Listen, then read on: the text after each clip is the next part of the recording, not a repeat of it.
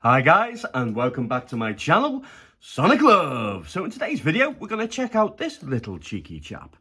This is the Myu Mini. I love the mini handhelds. I think it's great to have a really good pocketable sized handheld or take on the go. And then you don't have to worry about putting it in a bag or scratching it all up. You can just simply pull it out of your pocket, have a little game, put it back in your pocket.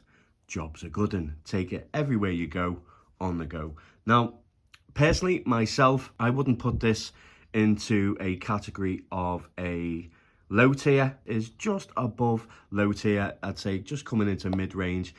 I picked this unit up for £29, which was something like $38 or something like that. So I got it at a really good price. But the problem is with it, it sold out really quick. So without further ado, let's jump into the unboxing and see what we're gonna get with the Myu and see whether it's worth your hard-earned cash.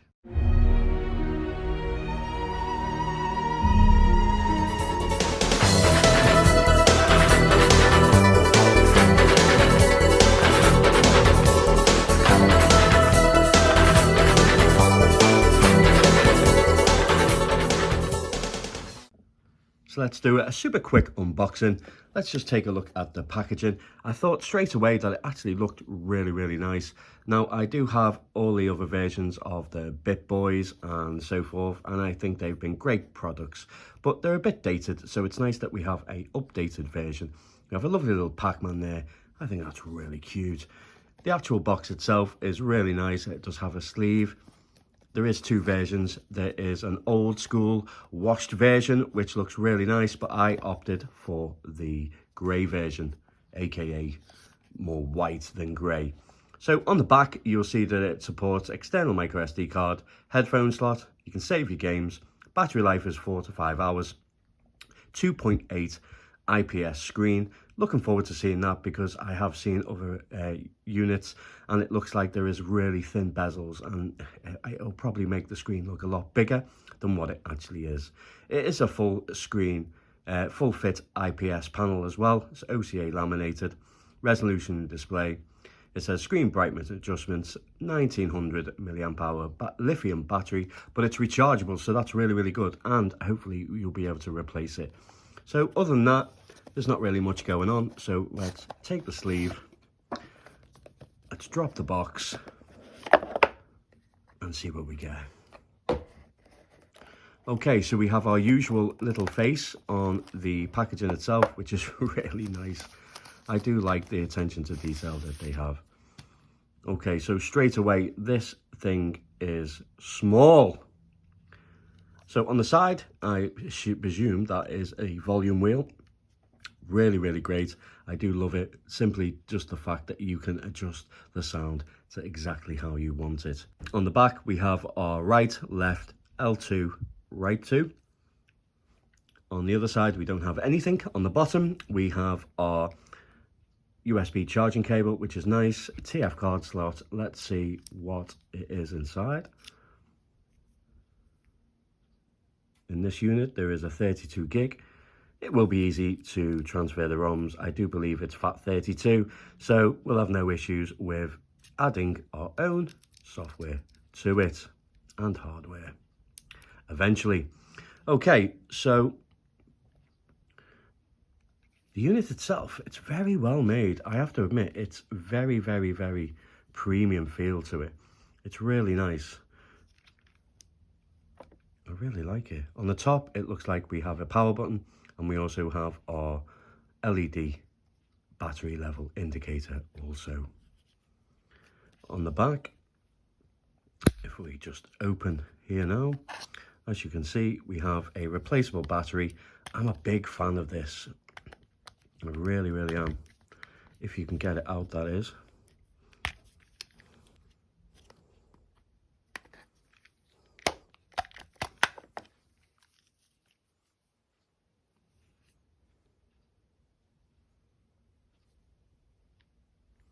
Very handy, very nice. It really is good. The fact that you can interchange it at any point, which is really cool.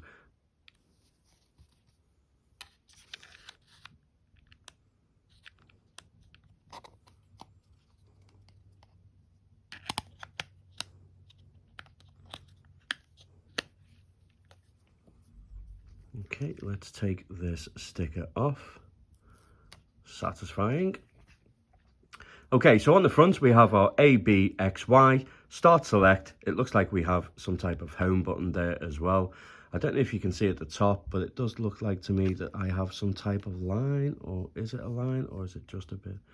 Yeah, I don't know if you can see that by my greasy, smudgy fingers. Okay, so let's power the unit up and see what we get.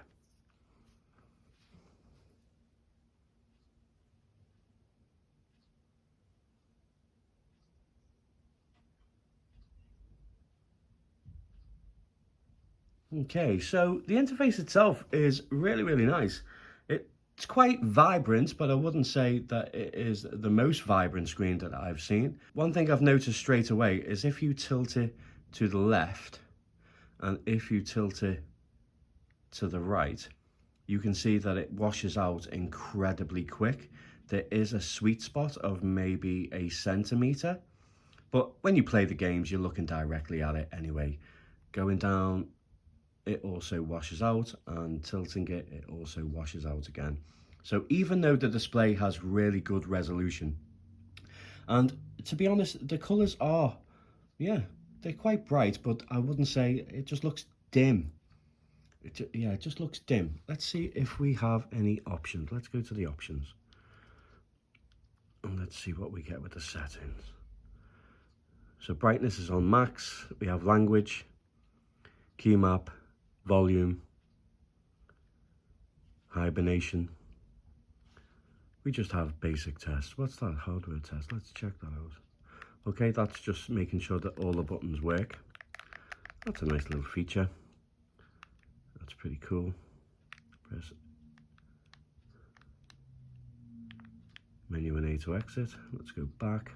Okay, so we have apps, RetroArch, game, favorites, recent. Okay, not too bad. And settings. So let's have a little look at game. Okay, so these are the standalone emulators, I believe. I will do another video, guys, on updating with the firmware. I do believe that there is another one out there in circulation. If not now, it will be very soon. So I'm looking forward to that. I do believe that this unit at the moment is a little bit broken just for the lack of good firmware support. But that doesn't mean to say that down the line it will not improve. Let's just hope that the community really gets involved with this to make this happen.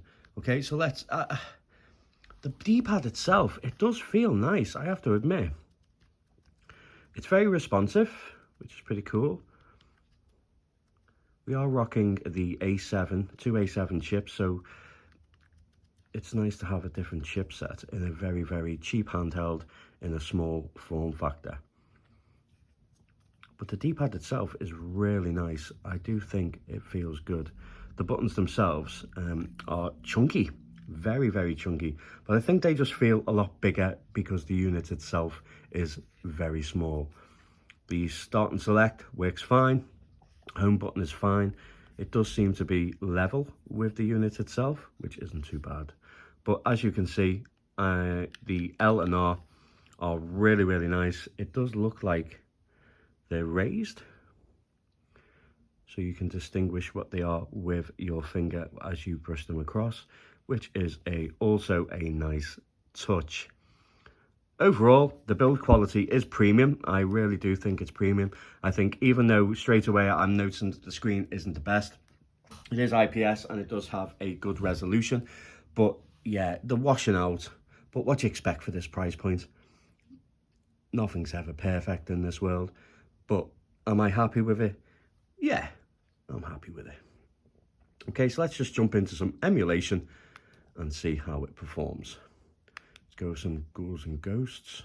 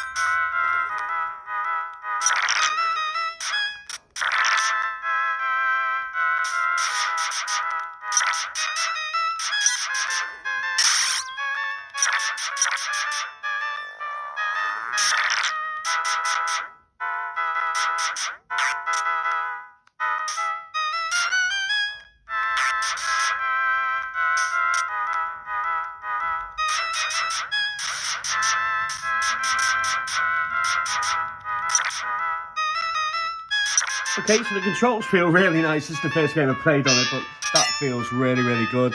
Let me just show you the washed out look.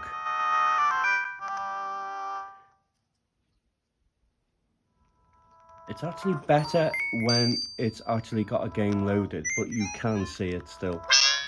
But yeah, it's not bad. The resolution itself is really, really nice. It's really crisp. It would be for the resolution scale of it, but yeah, it's really nice. I do like it. And it's comfortable, guys. It really is comfortable. Like when your fingers rest on there, there's a good way of distinguishing the L1 and L2. The buttons placement with my thumbs feel really, really nice. My only gripe is the two together, maybe. Like I like to have the knuckle of my thumb when I'm playing, not the tip. So yeah, and the buttons. The placement of the sound is, or the placement of the speaker itself could have been in a little bit of a better place, maybe on the left hand side. Maybe they couldn't do it because of the headphone jack, maybe. But I have noticed that there's only 2 holes here. So when you rest your thumb, you literally don't disturb the sound. So that's quite nice. But it also depends on how and the orientation of your thumb when playing. But so far, so good. So let's hit this button here. Okay, so we have continue, we have save, we have load, we have a native menu, and we have exit game. So when we go into native menu, as you can see, we've got resume, restart, save slot, load slot. We have options and we have cheats. Let's go to options. So we have manage core options. So it's final build alpha. If we click on that, do we have any other options? Can we cipher through? No, we can't. Save game options. Okay, let's go back. We have used 32. So quite basic, really, in all honesty. With remapping, I suppose it's not too bad, but I think there is room for improvement. Let's exit.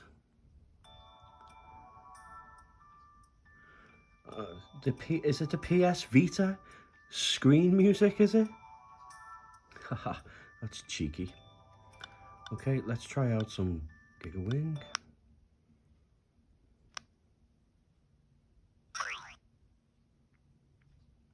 Yeah, I don't think that it's washed out the colours.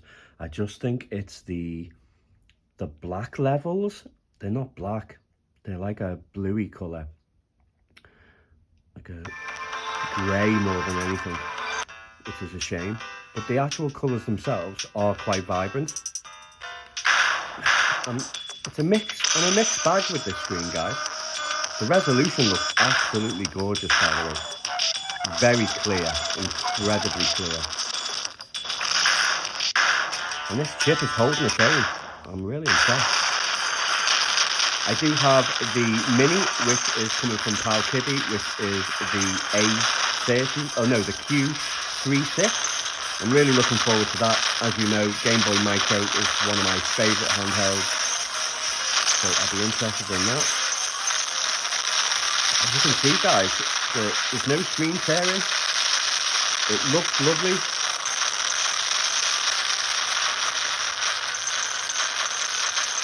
For this price point as well, I think it's a bargain. So far, so good.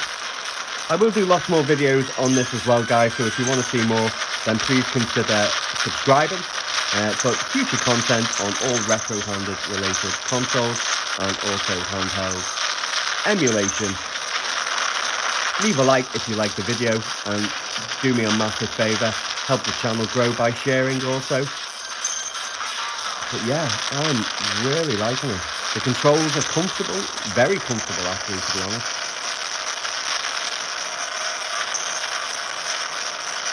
But yeah, performance seems to be good. So far anyway. Okay, let's exit out of here and let's check out some other systems.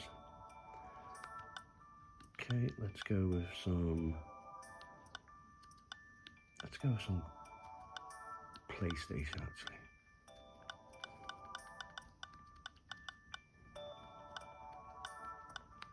What do we get on the handheld? Let's go with some Bloody Raw 2, that'll test it out.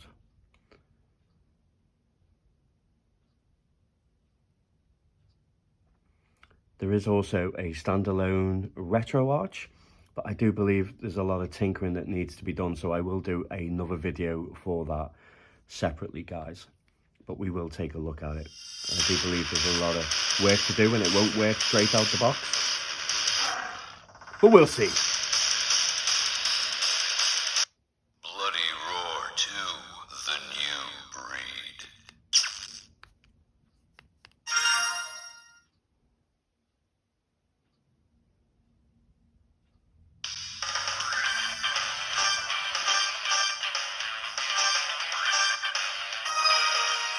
Jenny, the bat, Long the tiger.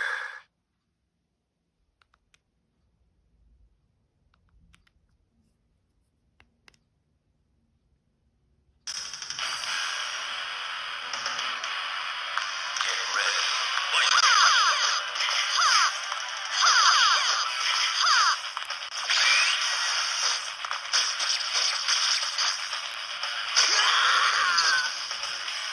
Wow, okay. I didn't expect it to run so well, and I didn't expect it to look so good. Impressive, guys. I'm sorry, but this is impressive. Oh, you little...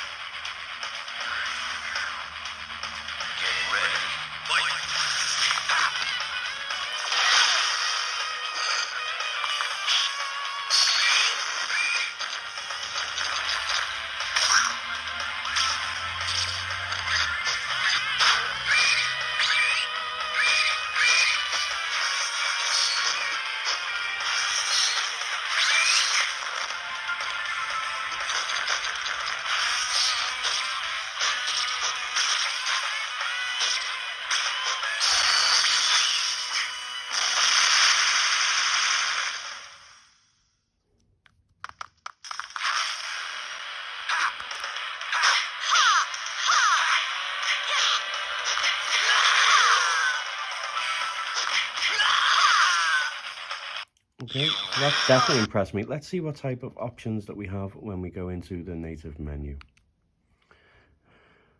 Okay, so we have resume game, load game, options, controls, extra stuff, huh? Change CD, run BIOS. Okay, let's go to options. Okay, auto frame skip. VSync on. Okay, so we do have a few options. Let's go to this. It doesn't let you choose anything. Advanced. Okay.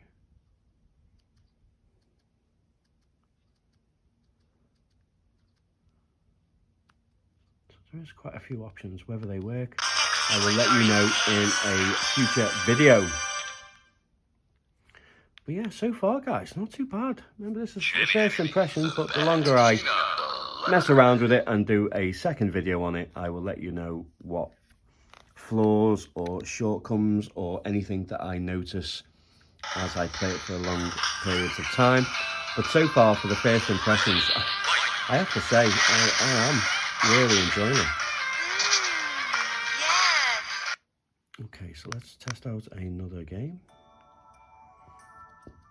I'm going to concentrate with PS1 for this video, guys. So let's go with some Resident Evil 3.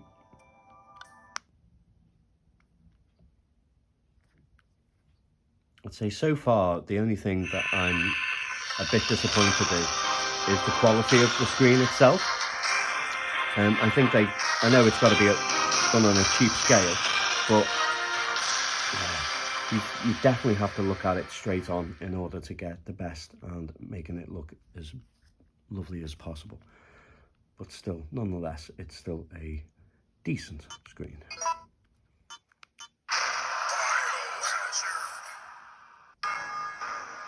It all began as an ordinary day in September. This is Chopper Delta, preparing to drop off at area E95070. I have noticed some crackling in the sound, but I don't think it's anything to do with the unit. I just think it's the firmware that they're using, really, and the emulators.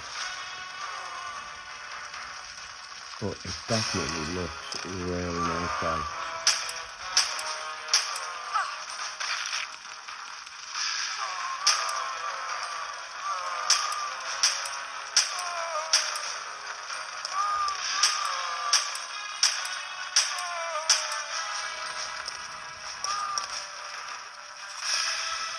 And it looks absolutely stunning.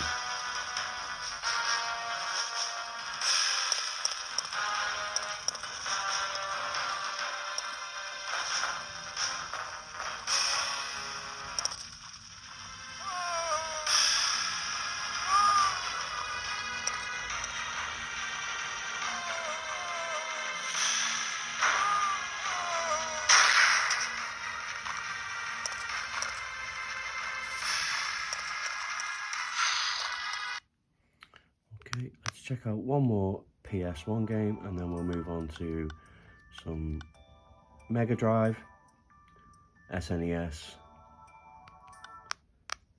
Let's go with some Street Fighter 2X. But so far, it's really comfortable so far. I'm really enjoying the actual layout and how it just fits really nice. There's no awkwardness.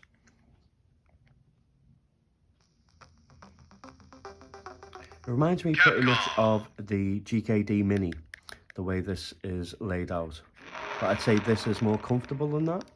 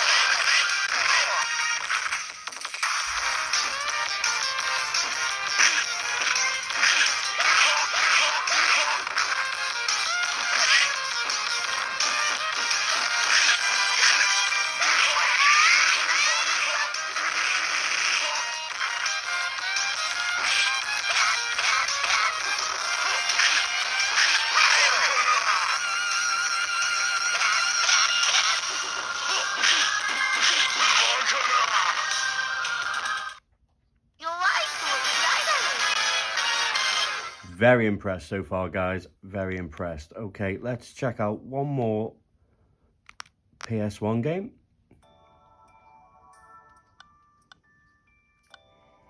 Okay, let's go with some Tekken 3.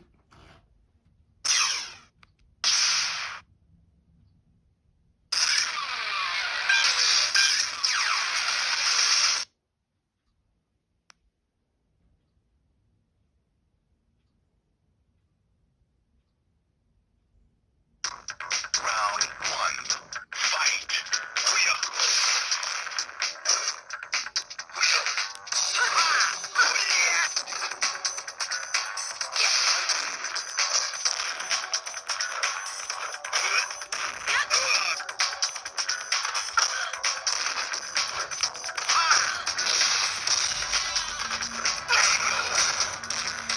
Very nice. The controls are really nice also. Okay, let's move on to some older systems. Let's go with some Mega Drive.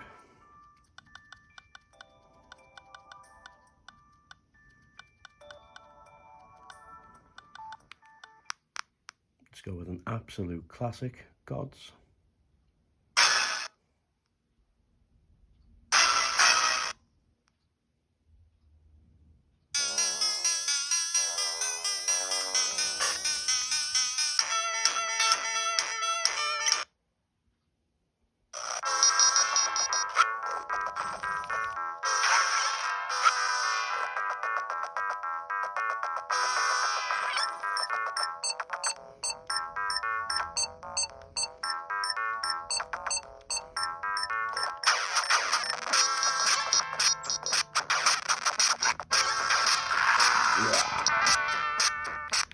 Okay, let's check out one more.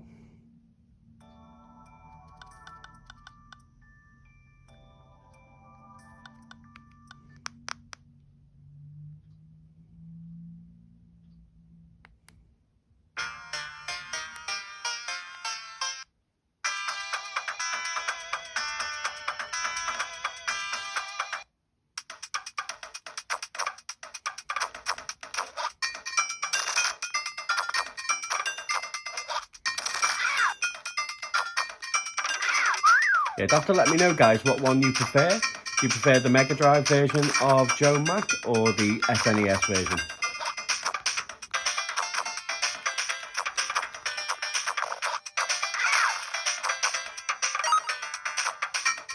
But as you can see, no screen tearing, and it looks absolutely lovely. I don't think you're going to be too hard, let down too much if you got this, guys. I think for the price point and what I've seen so far, and if it only gets better, then it's going to be an absolute bargain. Let's jump into some SNES.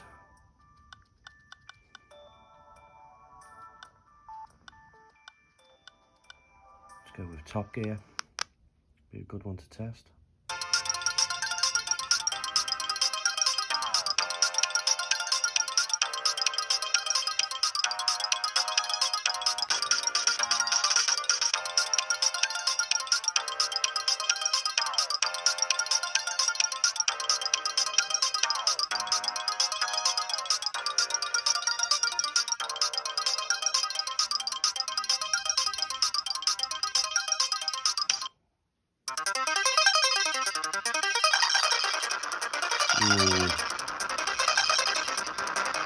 This is the first one that is not so good, guys.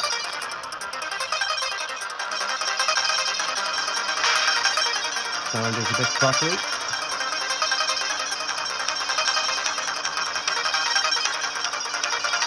Wish I didn't go automatic.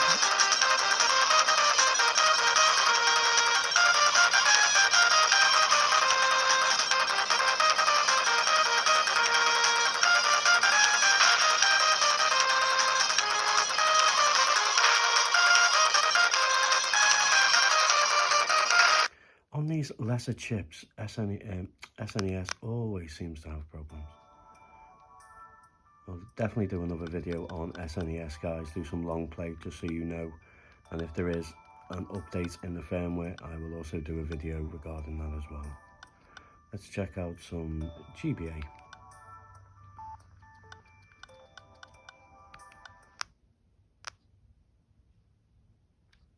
Okay, so as you can see, we do have borders on the top and bottom.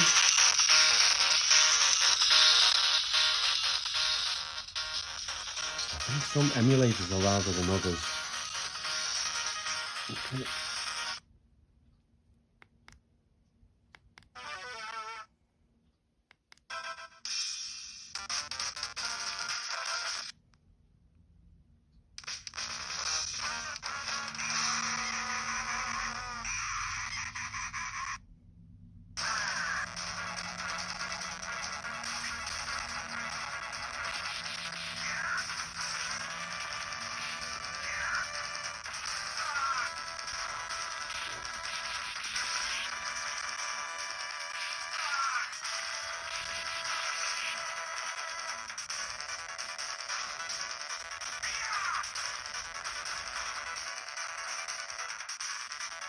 But so far, guys, the controls are really responsive and I really like them.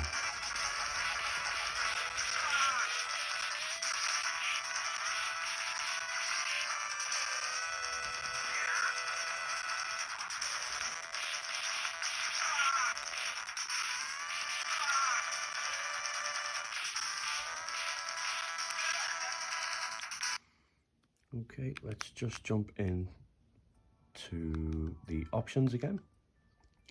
So we have the standalone RetroArch. So as you go in, you can see that you have CPS 1, 2 and 3.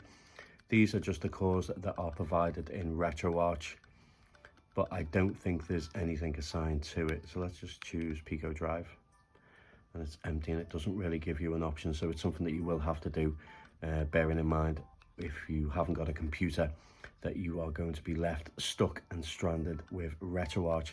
I'll do another video on that, guys, specifically for that, and test that out.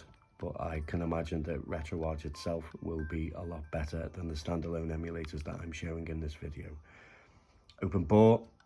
So it looks like we may be able to put over some, maybe add some other emulators, N64 emulator possibly. I could see that happening and the community getting together to do that. They'd be quite easily done. So that's good news. So yeah, overall, I'm really impressed so far. But as I say, it's a first impressions. But my first impressions are good. The screen's a little bit of a letdown, if I'm honest. But that's just a personal gripe. I think you'll still be happy with it. I think the build quality is really, really nice. I look forward to messing around with it for maybe a couple of days. Sink a few hours into it and then do a review video and give you my final thoughts on it. But first impressions, and I think for the price point, you're not going to be disappointed with it, guys. You know, I suppose if you're really anal retentive and you really want to be gripey and pick on absolutely everything, then you shouldn't really get them in the first place. You're not going to get perfection. We never have from the start of doing retro, but they're getting better. That is my opinion, and you would not be disappointed if you got this. Love to know what you think of this, guys. As I say, please give the video a like. Consider being a member of the Sonic emulation community by subscribing.